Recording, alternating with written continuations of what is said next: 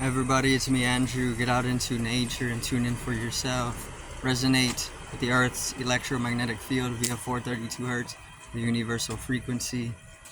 So today I'm going to get into Maya, and I'm also going to get into not taking life so seriously. So let's get into this. So Maya is pretty much the illusion, the illusory world, or just the world. Maya, the world, are one and the same. Maya is the world. Um, and Maya can also be the Matrix. You can see it as the Matrix too. But Maya comes from the East, and it pretty much just translates to magic, or maybe even illusion. Um, and it's pretty much going over the world being magic, or even elusive, all elusive. So this pretty much means that the world is an illusion. It's Maya. It's not real. So this is the nature of things. This isn't. This is less philosophy. It's a philosophy, but it's also very highly experiential from mystic. So it's a truth that the world is definitely an illusion, right? So because the world is an illusion, it's not real. It's a dream. You could also say go into this as well. It being a dream, you can lucid dream, do things like this.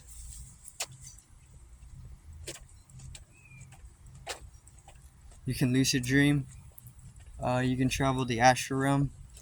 You can do these types of things, and it's going to wake you up to help you understand that this specific plane that you're residing on, and what we pretty much call waking reality, is it's just an illusion, right? It's just another one of your dreams. If you can get lost in your dreamscape and you lose the ability to distinguish between dreams, and you thin that line, the threshold, more as much as you can until it's no longer there, then the waking reality just becomes another one of the dreams that you're traveling through. And that's great liberation too, being able to get to that point of sattva.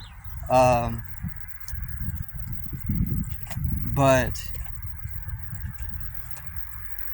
in that way, it's Maya, because obviously you are liberated from the what you thought was to be real, the illusory world, which is not real. It's just like it's a show. It's a cosmic drama, right? Everything's energy. Everything is energy, electromagnetic energy, which is synonymous with consciousness. Electromagnetic energy is consciousness, which is just conscious energy that's conscious of itself.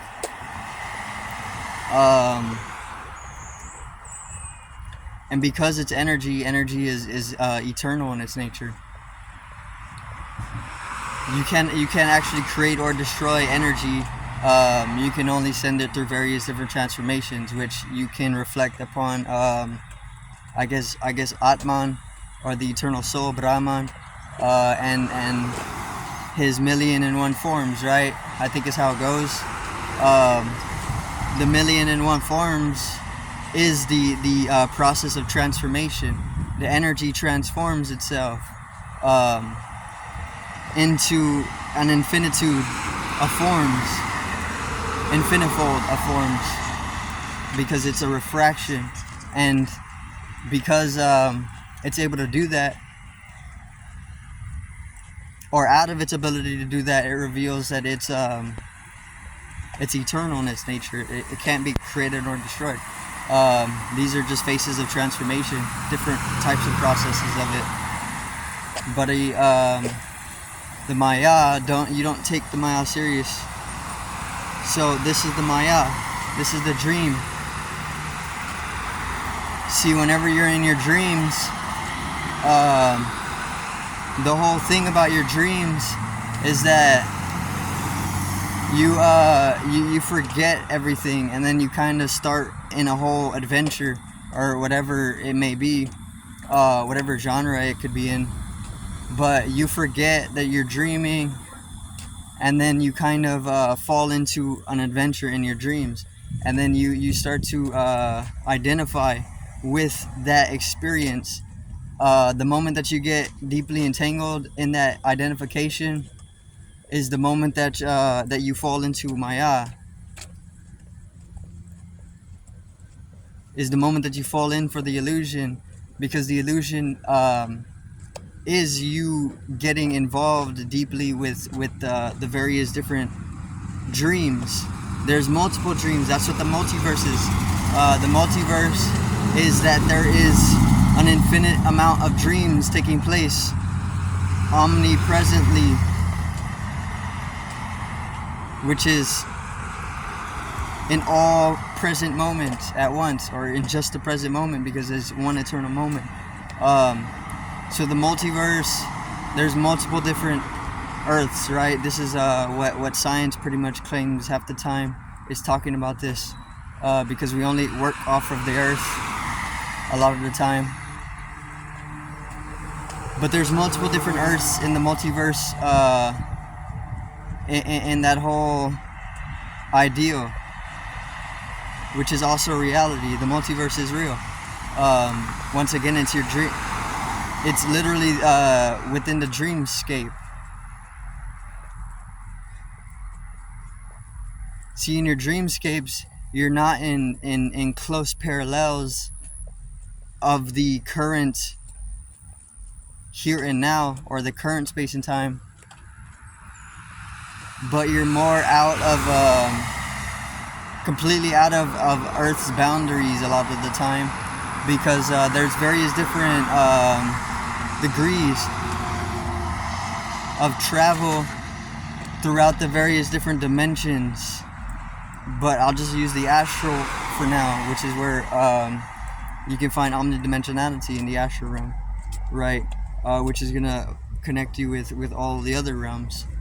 This is what's so special of the astral, which you find in the heart.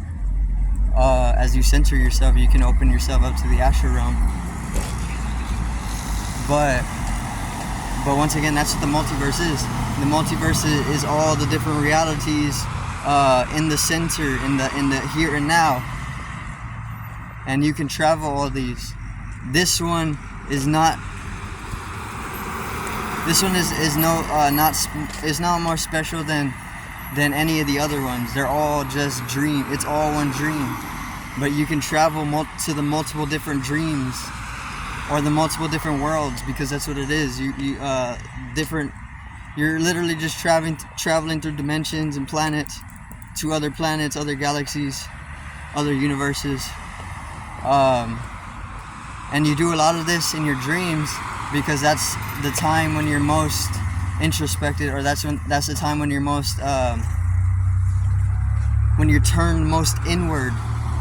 See, because you had to look within to be able to do any of that, or enabled in order to be able to self-reflect upon that and become conscious of that whole dimension of yourself. You have to look within yourself, because it's here that it's here in this complex, in this structure, that you're able to do that in the first place. So this is just another dream, and the over-identification with this dream is what is literally the entangling within Maya, within the illusion. You're getting caught in the illusion as you start to over-identify with this one. But once again, you can do various different things to be able to bring down the level of distinguishment between other realms and this one. And once you start doing that, they all start intersecting into each other. They all start merging or bleeding into each other. And that's what you want to happen. You want all the dimensions to be able to merge into each other. You want the boundaries to dissolve. This is involved in the process of destroying the ego. So the ego is identified with a boundary, with a set of boundaries, but there is no boundaries. Boundaries don't actually exist because we're comprised up of elements, elemental matter, which we use the fivefold. We use water, air, earth, fire, that's the four, and then ether, which is space, or akasha, which is space.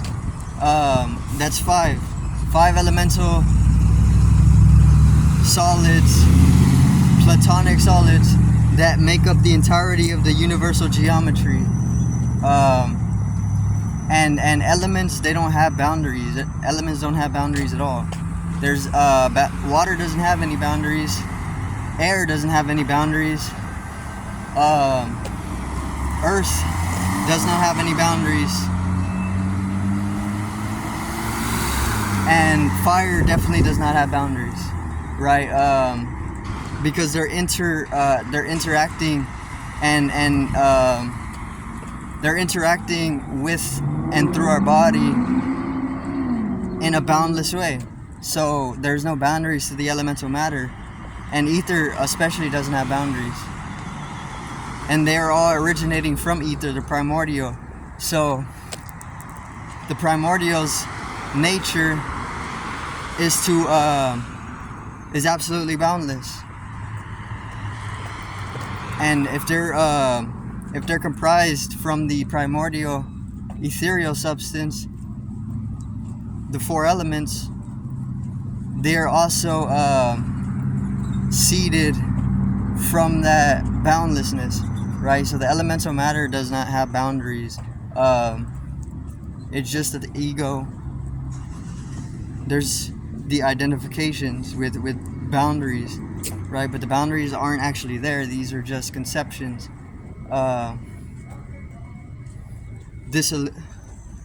Not disilluting.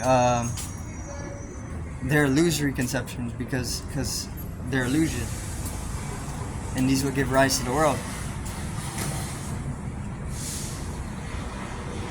So don't take life serious, because it's not a serious thing. It's purely energy. You can bend the energy. You can traverse the multiverse. You can manifest any reality that you would like the moment that you are initiated into this. You don't even necessarily need to be initiated into being able to do that, traverse the multiverse, but you're able to do it anyway, because this is something that you're always doing, simply out of your natural rhythm and your inheritance from source.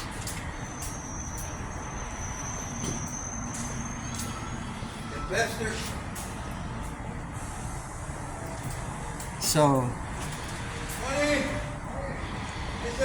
life is not a serious thing. It's a show. So it's a movie. It's literally that. It's a movie. It's like a play or something, or cosmic drama. All you really have to do is just reflect it back out onto itself, or observe, be a witness, and slowly dissolve at the boundaries through the Maya. There's no higher thing than it, because the transcend, because there really is no cause for it. That's the reason. There's no reason either. But the cosmic drama, you get involved with it, you can identify, you can be a character who disidentifies with it. You don't have to get entangled, you can liberate, you can illuminate. as well. You can enlighten people. So enjoy it and just watch it. Just be the movie, or watch the movie. Be the witness. I do thank everybody for watching once again. Peace out. We'll have a great evening, morning.